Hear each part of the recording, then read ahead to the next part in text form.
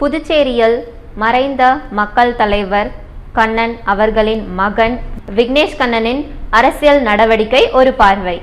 ராஜ்பவன் தொகுதிக்குட்பட்ட குருசுக்குப்பம் முத்து மாரியம்மன் கோவில் ஆடி மாத திருவிழாவை முன்னிட்டு ஆலய நிர்வாகிகளிடம் மறைந்த மக்கள் தலைவர் கண்ணன் மகன் விக்னேஷ் கண்ணன் அவர்கள் பொதுமக்கள் முன்னிலையில் 1,50,000 நன்கொடையை திருவிழா வளர்ச்சிக்காக வழங்கினார்.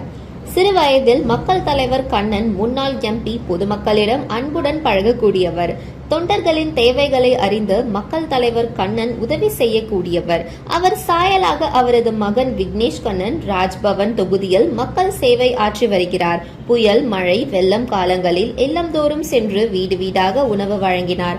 மகளிர் தினத்தில் வீடு வீடாக பரிசு பொருட்களை வழங்கி தாய்மார்களின் அன்பை பெற்று ஆசி வாங்கினார்.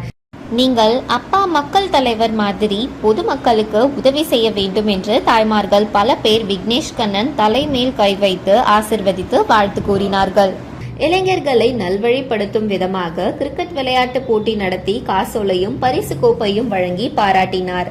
கிரிக்கெட்டில் நட்சத்திர வீரர்களை உருவாக்கும் விதத்தில் விக்னேஷ் கண்ணனின் செயல் அரசியல் தலைவர்கள் மத்தியிலும் பொதுமக்கள் மத்தியிலும் பாராட்டை பெற்றது. மக்கள் தலைவர் பிறந்த நாளில் தொகுதி மக்களுக்கு நலத்திட்டம் வழங்கி வருகிறார். இவரின் ஆதரவாளர்கள் புதுவை மாநிலம் முழுவதும் பல்வேறு கிளைகளை உருவாக்கி மறைந்த மக்கள் தலைவர் கண்ணன் பெயரில் பல சமூக சேவைகள் செய்து வருகிறார்கள். தற்போது விக்னேஷ் கண்ணன் அவர்கள் அரசியலில் மாபெரும் வளர்ச்சி அடைந்து வருகிறார். வருகிற 2026 தேர்தலில் நட்சத்திர வேட்பாளராக இவர் பெயரை பரிந்துரை செய்ய பெரிய கட்சி முயற்சி செய்கின்றன. விக்னேஷ் கண்ணனின் சேவை தொடரும் பட்சத்தில் வெற்றி நிச்சயம்.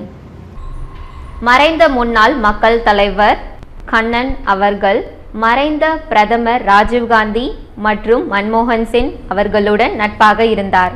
அதேபோன்று சோனியா காந்தி, முன்னாள் முதல்வர்கள், தமிழக முதல்வர் கலைஞர் மற்றும் ஜெயலலிதா ஆகியோர் இடத்திலும் அரசியலில் நட்புடன் இருந்தார். தற்போது தமிழக முதல்வர் எளிய முறையில் அன்பு பழக்கத்துடன் அவர் மேயராக இருக்கும்போது நட்புடன் இருந்தார். புதுவையில் காங்கிரஸ் கட்சி ஆட்சி அமைவதற்கு பல வகையில் உதவி புரிந்தவர். அதே போன்று விக்னேஷ் கண்ணன் அவர்கள் டெல்லியில் உள்ள காங்கிரஸ் தலைவர்கள் மத்தியில் நட்பு கொண்டிருக்கிறார். புதுவையில் முன்னாள் முதல்வர்கள் நாராயணசாமி, வைத்திலிங்கம், எதிர்க்கட்சி தலைவர் சிவா எம்எல்ஏ அவர்களுடனும் பாசத்துடன் பழகக்கூடியவர். எம்பி வைத்திலிங்கம் தேர்தலின் போது அவருடன் இணைந்து சூறாவளி பிரச்சாரம் செய்து அவர் வெற்றிக்கு உதவினார். தற்போது ராஜ்பவன் தொகுதியில் மக்கள் சேவை செய்து வருகிறார். இவர் தந்தை மக்கள் தலைவர் கண்ணன் ஆசிர்வாதத்தோடு 2026 தேர்தலில் களம் காணுவார்.